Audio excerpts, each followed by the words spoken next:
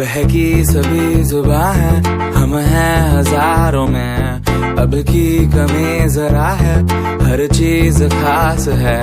নতুন ঠিকানা, নতুন গন্তব্য, আর প্রত্যেকবারই এই গন্তব্যের খোঁজেই আমরা বেরিয়ে পড়ি নতুন অজানা আরেকটি জায়গা দেখতে। আর প্রত্যেকবারের মতোই এবারও আমরা বেরিয়ে পড়েছি জঙ্গিপুর মহকুমার রঘুনাথগঞ্জের গঙ্গা ব্রিজের ওপর দিয়ে গাড়ি করে ছুটে চলেছি আমার না দেখা জায়গা সাদিকপুরের উদ্দেশ্যে, যা মুর্শিদাবাদ জেলার জঙ্গিপুর সাব ডিভিশনের একটি অতি গুরুত্বপূর্ণ স্থান।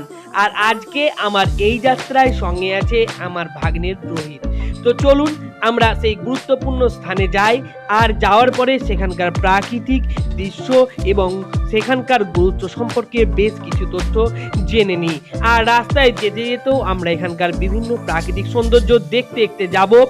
আর এই রাস্তায় যেতে যেতে আমরা বিভিন্ন ব্রিজের সম্মুখীন হব, সেইগুলো অত্যন্ত গুরুত্বপূর্ণ একটি ব্রিজ, কারণ পদ্মা নদীকে ভাগ করা হয়েছে এই আহিরন ব্রিজের মধ্য দিয়ে, তো সেইটাকেও আমরা দেখব। আর তারই সঙ্গে আমরা জানবো আমরা যে জায়গাটিতে যাচ্ছি সেই জায়গাটির মাহাত্ম্যটা কী। নমস্কার বন্ধুরা, আমি মানব, আর আবার আজকে আমরা যাচ্ছি আর একটা নতুন জায়গায়, যে জায়গাটার নাম হলো দুলালকালী। তো দুলালকালীতে একটা কালী মায়ের মন্দির আছে।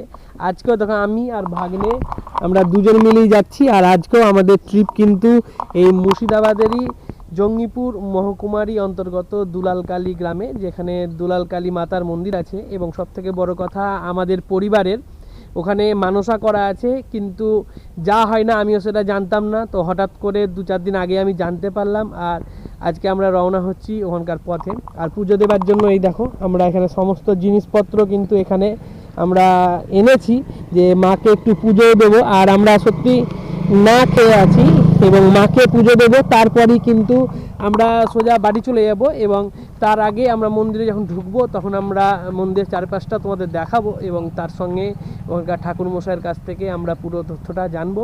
এখন আছি একটা শিব মন্দিরের এখানে, তো রাস্তার মধ্যে শিব মন্দির পড়লো। এটা হচ্ছে শিমুলতলা শ্মশান কালী মাতা, এরকম কিছু একটা লেখা আছে, গাঙ্গিনে রাখা। তো দেখি এই পাশ দিয়ে আমরা যাচ্ছি এবং অনেকটাই সময় লাগছে, তো ওই জন্য আমরা এখন দাঁড়িয়ে গেলাম। আর যেতে যেতে আমরা যে আশেপাশে যে সাইট সিনিংগুলো আছে সেগুলো তোমাদের কিন্তু দেখাবো। তোমরা সেই সব জিনিসগুলো ভালো করে লক্ষ্য করো, কারণ এই জায়গার আশেপাশে যে সাইট সিনিংগুলো আছে খুবই সুন্দর, খুবই মনোমুগ্ধকর পরিবেশ, যেটা আমাকে তো খুব ভালোই লাগে। তো ওই জন্য আমি আরেকবার গাঙ্গিনের এই সাইডে এসেছি।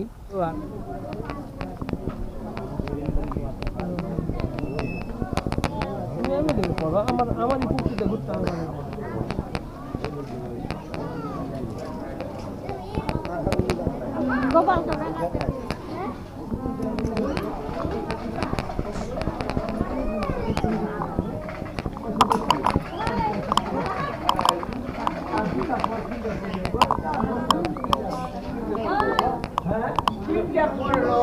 তো আমরা চলে এসেছি দুলালকালী তলা। এই দেখো আমার পিছনে তোমরা দেখতে পাবে দুলালকালী মায়ের মন্দির। আর এই দুলালকালী মায়ের এখানে এসে আমি জানতে পারলাম যে এখানে যে কেউ যদি ভোগ টোগ না নিয়ে আসেন ঠাকুরকে পুজো দেওয়ার জন্য, তো সেইগুলো এখান থেকে আপনারা কিনে নিতে পারেন, তেল সিঁদুর। এবং এখানে আসার পরে আপনি পুজো দিতে পারবেন, এবং পুজো দিয়ে যে খাবার বন্দোবস্ত আপনাদের, মানে একটা নিরামিষের চপ মুড়ি সেইগুলোরও এখানে বন্দোবস্ত করা আছে, সেইগুলোরও আপনারা কোনো চিন্তা করতে হবে না। বিশাল জায়গা, সেই জায়গায় বসে আপনারা এই জায়গাটা আনন্দ উপভোগ করতে পারেন। এবং পাশেই দেখুন একটা বিস্তীর্ণ মাঠ আমার পিছনে রয়েছে, সেটাও খুব সুন্দর। এবং এই জায়গাটিতে প্রচণ্ড ভিড় হয় প্রতিদিন, সম্ভবত বারের দিনে। আর এখানে এসে জানতে পারলাম যে ঠাকুর মশাই 1টার সময়তে পুজোয় বসেন, তার আগে বলে পুজোতে বসেন না। তো অন্যান্য বারগুলোতে কি হয় তা বলতে পারবো না, কিন্তু আজকে যেহেতু মঙ্গলবার এবং মঙ্গলবারে 1টার সময়তে বসেন, তো দেখা যাক ঠাকুর মশাই আসুক, ঠাকুর মশাইয়ের কাছ থেকে আমরা পুরো তথ্য আপনাদের সামনে প্রেজেন্ট করছি। আর এখন আপনারা চলুন দেখে নিন এই পুরো দুলালকালী তলাটা। এবং এই দুলালকালী সম্বন্ধে অনেক কথা আছে, যে আমি শুনলাম যে দুলালকালী বলে অনেক কটি জায়গাতেই দুলালকালী মায়ের মন্দির আছে, এবং বিভিন্ন জনের বিভিন্ন মত এখানে কিন্তু পোষণ করে। কেউ বলছে এটা ছোট দুলালকালী, বড় দুলালকালী, আমি জানি না এর কি কতটা মানে কতটা সঠিক কিংবা বেঠিক, কিন্তু আমার যতদূর মনে হয় এবং আমার পরিবারের কাছ থেকে আমি যা জেনেছি, আমরা এইখানেই আসতাম দুলালকালী তলায় পুজো দিতে, মানে আমার পূর্বপুরুষেরা। তো সেহেতু আমি এই দুলালকালী তলাতে এসেছি এবং এই দুলালকালী মায়ের যে কতটা জাগ্রত সেটা আমি আগেও আমার মা, জেঠিমা, কাকিমাদের, ঠাকুমাদের কাছে গল্প শুনেছি, কিন্তু জানতাম না যে এখানে আমাদের মানসা করা আছে। তো আজকে এসেছি আমি আর ভাগ্নে, তো এর আগেও আমি বললাম। তো পুরো ভিডিওটা আমার সঙ্গে থাকুন এবং দেখুন। এই দুলালকালী তলা এলে আপনি কিন্তু এখানে পায়খানা বাথরুমেরও সুবিধা পাবেন। এই যে সামনে দেখছেন যে দুটো ঘর আছে, এটা কিন্তু বাথরুম ঘর, ছেলে এবং মেয়েদের উভয়ের জন্য এটা ব্যবহার করা হয়। তো এইসব সুবিধাগুলো আপনি পাবেন এবং যে প্রাকৃতিক সৌন্দর্য সেটা সত্যি খুবই সুন্দর এবং পুরো এলাকাটাই হিন্দুদের বাস। আপনি এখানে আসতে পারেন, মায়ের কাছে পুজো দিয়ে আপনার মনস্কামনা আপনি জানাতে পারেন। এখানে যেই আসে তাদের মনস্কামনা পূরণ হয়ে যায়। প্রায় 1200 বছরেরও বেশি সময় ধরে রয়েছে এই দুলাল কালী মায়ের মন্দির, যা এই বাংলা তথা গোটা মুর্শিদাবাদেরই বিখ্যাত ও বিশ্বস্ত কালী মায়ের মন্দির। শোনা যায় কোনো মহিলা নাকি এই কালী মায়ের মন্দিরে বা মা কালীর কাছে এসে যদি মানসা বা পুজো করেন, তাহলে তিনি সন্তান সম্ভবা হন ও তার গর্ভে জন্মায় স্বয়ং ভোলেনাথের অবতার। আর তাই এই জায়গাটির নাম দুলাল কালীতলা, কারণ দুলাল শব্দের অর্থ হলো পুত্র, যা ভোলেনাথেরই অপর নাম। আর সেখান থেকেই এই জায়গাটির নাম হয়েছে দুলাল কালীতলা।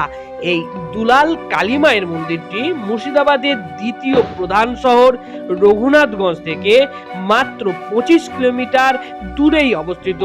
এখানে আসতে হলে প্রথমে আপনাকে বহরমপুর থেকে একটি বাস ধরে আহিরনে নামতে হবে, আহিরন ব্রিজে নামতে হবে। তারপরে সেখান থেকে একটি টোটো করলেই সেই টোটো 20 টাকার বিনিময়ে আপনাকে পৌঁছে দেবে সাদিকপুর গ্রামের দুলাল কালী মায়ের মন্দিরে। আমি কি জানি, বহুদিন আগের গল্প, এসব ছিল না কিছু, আমি যা শুনেছি লোকের মুখে। আর বহুদিন আগে তো ফোনও ছিল না, এখন ফোন কেন আছে? এটাও কথা ঠিক, বহুদিন আগে ফোন ছিল না। ভোগের সব জিনিসপত্র, ভোগ নাকি না কি এমনি খাওয়ার জন্য? তেল, সেতুর, ভোগ, ধূপবাতি সব আমি দেবো, চিন্তা নাই। দাদা এটা কি ভোগের ঘর নাকি? না না, যাত্রী থাকা টিউবওয়েল বসা আছে, টিউবওয়েল বসার জন্য। এমনি বসার জন্য? হ্যাঁ, এমনি বসা। আচ্ছা, দুলাল কালীর কিছু গল্প, কিছু তথ্য আছে কি নাকি? ঠাকুর মশাইকে জিজ্ঞেস করবেন। ঠাকুর মশাই নাই তো? আসুন, একটু চিন্তা করবেন, কোনো না অসুবিধা সে নাই। ঠিক আছে, আমি তো দাঁড়াবোই। আমি এখানে 36 বছর থেকে আছি, এই জায়গায় বসে। এবার চলুন আপনাদের বলে ফেলি এই দুলাল কালী মায়ের মন্দিরে আসতে হলে আপনাকে কোন কোন জিনিস মাথায় রাখতে হবে। এই দুলাল কালী মায়ের মন্দিরে আসতে হলে আপনাকে কিন্তু বেশ কিছু টাকা পয়সা বেশি করে নিয়ে আসতে হবে, কারণ এখানে পুজো করার চার্জ বা পুরোহিতের চার্জ অত্যন্ত বেশি। 350 টাকা থেকে এখানে পুজোর যে আরম্ভ বা পুজোর যে চার্জ, পুজোর দক্ষিণা, সেটা শুরু হয়। আর যদি আপনি পাঠা বলি দেন তাহলে 2000 থেকে আপনার চার্জ শুরু হয়। আর এই যে দেখছেন সামনের এই গাছটি, এটি যে কি গাছ সেটি কিন্তু আজও পর্যন্ত কেউ বলতে পারেনি। এখানে সামনেই রয়েছে মিষ্টির দোকান, যেখান থেকে আপনি মিষ্টি কিনে মায়ের ভোগ প্রসাদের জন্য দিতে পারেন। এছাড়াও যেসব ভোগের দোকান আমি দেখালাম, সেই সব ভোগের দোকান থেকেও আপনি বহু ধরনের মিষ্টি কিনে মাকে কিন্তু দিতে পারেন।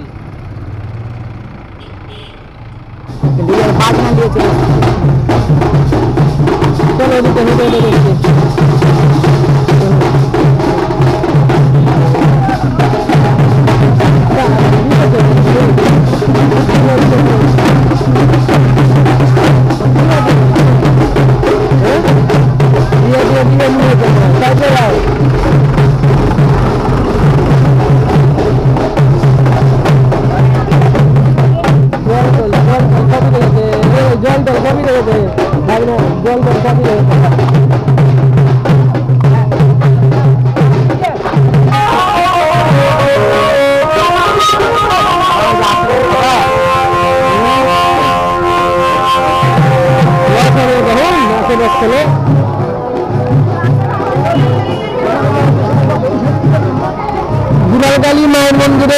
চলে এসেছে পুজো হবার সময়। এখন সবাই ভোগ দিচ্ছে মাকে এবং সেইগুলো তাদের গোত্র নাম গোত্র অনুসারে লিখে নেওয়া হচ্ছে এবং পরে পুজো দিয়ে তাদেরকে আবার ফেরত দেওয়া হবে এবং তাদেরকে একটা করে টোকেন মতন দেওয়া হচ্ছে।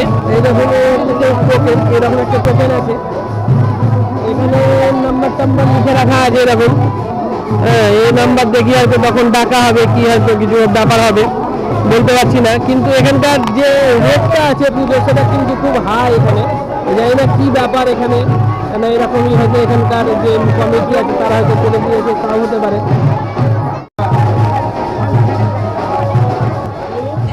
এইখানে প্রতিদিন কি হারে ভিড় জমে আপনারা নিশ্চয় লক্ষ্য করতে পারছেন। আর চলুন আপনাদের একবার দেখিয়ে দিই ক্যামেরাটা একটু উঁচু করে। এই দেখুন এখানে প্রচণ্ড ভিড় হয় এবং আমরা যে আগে মা শীতলার মন্দিরে গিয়েছিলাম তার থেকেও এখানে বহু জমজমাট হয়, বহু দূর দূরান্ত থেকে লোক আসেন।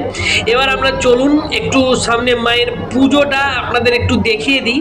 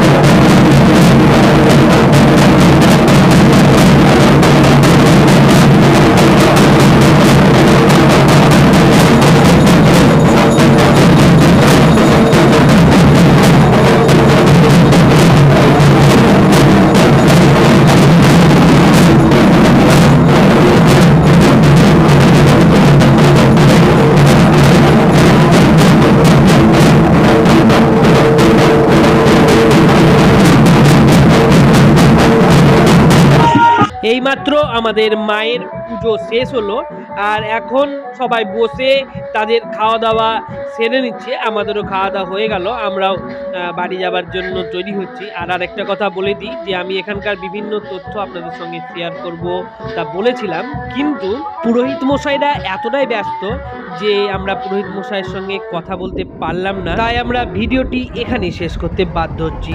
ধন্যবাদ।